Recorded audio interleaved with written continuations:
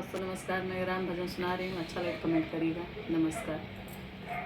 केकरे संगे जाई अयोध्या धाम मंदिर, के लेके जाई देखन राम मंदिर, के लेके जाई ससुर संगे जाई त सासर सियई है, ससुर संगे जइबे त सासर सियई है, सैया मोर विदेश में के लेके जाई देखन राम मंदिर, के करे संगे जाई देखन राम मंदिर, के करे संगे जाई जेठ संगे जइबे जेठान ऋषियई है, जेठ संगे जइबे जेठान ऋषियई है, सैया मोर विदेश में के लेके जाई देखन राम मंदिर, के करे संगे जाई अयोध्या धाम